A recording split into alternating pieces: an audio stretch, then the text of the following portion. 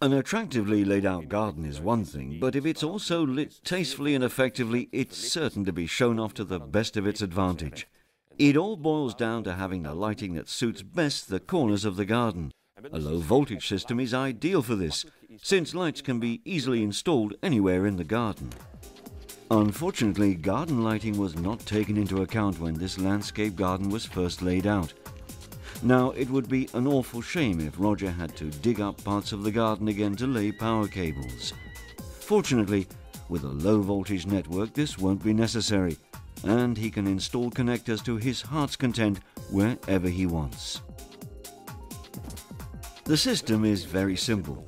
Every lamp comes with a 2-meter long cable and plug which connects to a main cable via a splash-proof junction box. This means you don't even need any equipment to connect everything. The lamps operate on 12 volts, so you'll need a transformer to convert the mains voltage from 230 volts to the lower safe voltage. The overall wattage of the chosen lighting also determines which transformer is most suitable, one of 21, 60 or 150 watts.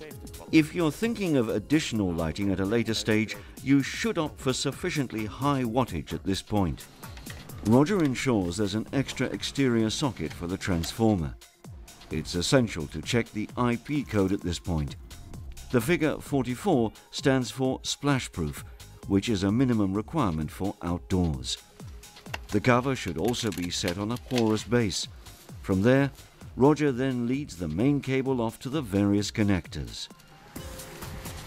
To make sure there won't be any unpleasant surprises in store, Roger lays out the whole network in the garden, with the lamps positioned where they are to be fitted. This will tell him whether he has sufficient cable before final installation of the lights.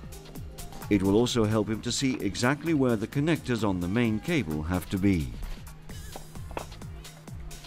Roger adds extra wiring along the edge of the terrace and on the terrace itself for the freestanding lamps and table lamp for additional atmospheric lighting. Once everything is as he wants it to be, he can connect each lamp to the main cable. He doesn't even need any tools to do this. A simple turn of the self-locking connector and the whole system is connected and splash-proof.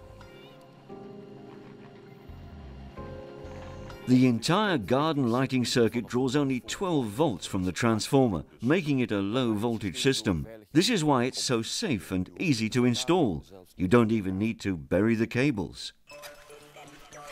All you need to do is cover up both the main cable from the transformer and the cables to the lamps. This can be done alongside the terrace by cutting away a little grass with a spade. Elsewhere, Roger can simply conceal the cable under some ground cover, and where he has to go across the lawn, a stab of the spade is again all that's needed to spirit away the cable. Where the cable has to run across an expanse of pebbles or stones, Roger is best advised to use protective tubing. Once the freestanding lamps are assembled, Roger sets them in place. He secures them in the ground with a supplied stake in borders, alongside garden paths, or in the lawn.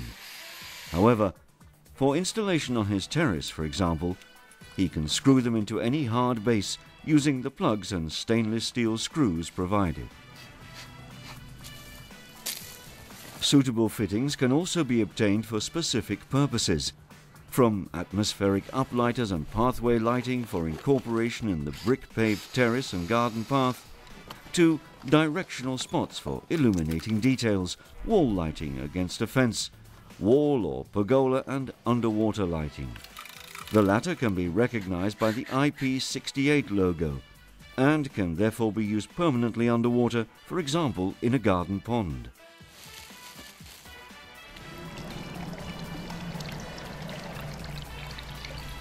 All the MR16 halogen lamps can be replaced by LED and power LED.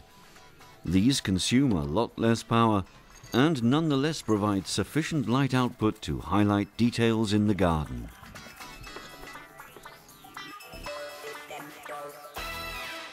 For every corner of the garden there's a specific lamp that operates on this low voltage network. Fortunately, the network can easily be extended, which means additional low voltage uplighters can be incorporated in the extra little terrace that I'm planning to lay here.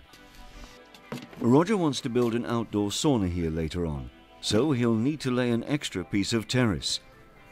He digs up the surface area for the terrace as deep as is needed for a stabilizing layer of 15 centimeters and the thickness of the paving stones. Where Roger wants to incorporate uplighters, he's made suitable holes of the correct diameter in the paving stones.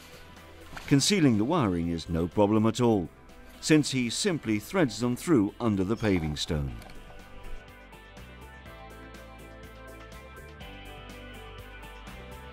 Roger can already connect the extra uplighters to the low voltage circuit he has just installed. Now the new terrace is wholly integrated into the rest of the garden.